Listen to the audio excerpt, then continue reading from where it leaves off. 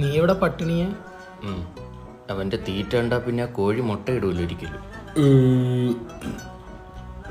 അച്ഛൻ കഴിക്കുന്നില്ലേ? അച്ഛൻ പച്ചവെള്ളം കുടിച്ചോളാം മോനെ. മോൻ എന്ത് ചെയ്യുന്നു? വർക്കൗട്ട് ചെയ്യുന്നു.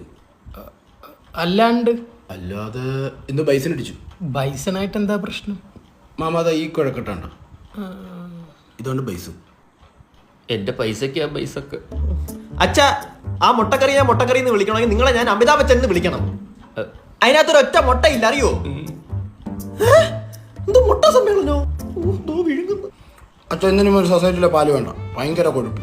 ഭയങ്കര കഴപ്പ് തന്നെ. മാമ ഇതൊന്ന് നോക്കി, ഇതിലൂടെ കയറേണ്ട മാംസമാണ് ഈ മാംസം കൊണ്ട് ഒറ്റയ്ക്ക് കയറ്റുന്നത്. ഇപ്പൊ നാട്ടുകാരെ കണ്ടി ഇത് മാംസവും ഞാൻ പിണ്ടവും. ഇവനെയും കൂടെ ജിമ്മി വിടു. ഈ കാട്ടുപോത്തിന് തന്നെ മാസം 25,000. ഇനി കടാവിനെയും കൂടെ വിട്ടാൽ ലോൺ എടുക്കേണ്ടി വരും. അച്ഛൻ ട്രെയിനർ പറഞ്ഞ് 10,000 രൂപ കൊടുക്കുവാണെങ്കിൽ ഒരു പ്രോട്ടീൻ പൊടി വരാമെന്ന്. 10,000 രൂപയുടെ പ്രോട്ടീൻ പൊടി എന്നിട്ട് ഇയാൾ ഹൾക്കായിട്ട് അഭിനയിക്കാൻ പോന്നാ? ഒരു ജിമ്മിൽ ആശാ മതി ഒരു കുടുംബത്തിലെ സ്വത്തൊക്കെ നശിപ്പിക്കാൻ.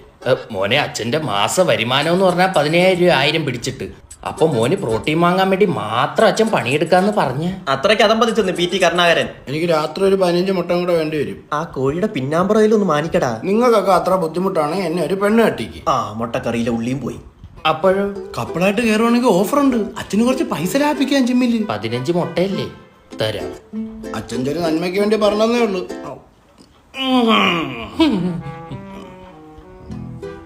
ഒരു കുടുംബം വലിഞ്ഞു മുറുകിയ ഒച്ചയാ കേട്ടത്.